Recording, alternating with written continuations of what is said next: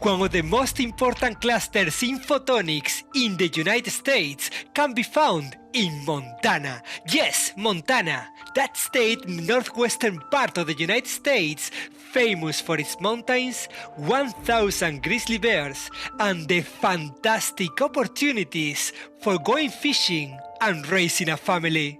But my big surprise is that one of the fast booming areas in photonics can be found in what's called the Montana Photonics Industry Alliance. Just look at the list. They have several tens of members of different sizes that go from large companies such as LUMIBIRD, FLIR, Aurora, or MKS Newport to small and very innovative startups like Resonon or Bridger Photonics.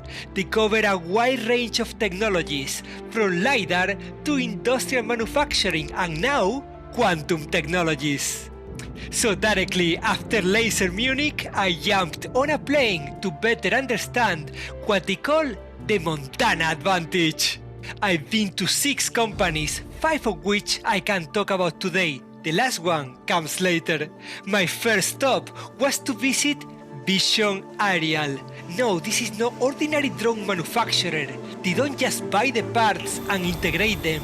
These guys use 3D printers and metal cutters to make their drones from scratch. They do it this way because they want to make ultra-reliable industrial drones for situations where the drone cannot fail. So they use very advanced vision systems to make drones for commercial and military surveillance or autonomous goods delivery.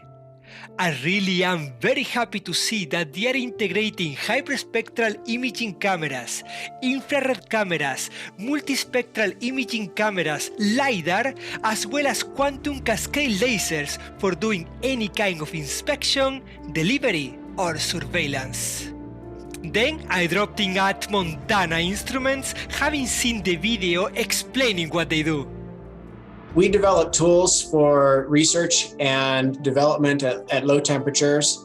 And, a passion that we share at Montana Instruments is really to accelerate discovery. And so, with our solutions at low temperatures, you can think of that as kind of like going to the quietest spot in the universe to make measurements at the most fundamental level in materials. And so for materials, in the quantum industry, this is accessing the quantum properties of those materials. And for Optica, this is very interesting company for a growing interest in quantum, because these guys make cryos that cool down extremely fast, while at the same time being extremely reliable. They have managed to make their own nano positioners, so they can do narrow positioning inside their chamber. Just what you need to test any photonic device at a temperature of 4 to 5 Kelvin. That is critical if you want to evaluate whether a particular technology is suitable for quantum computing. I also stopped by Montana State University, MSU.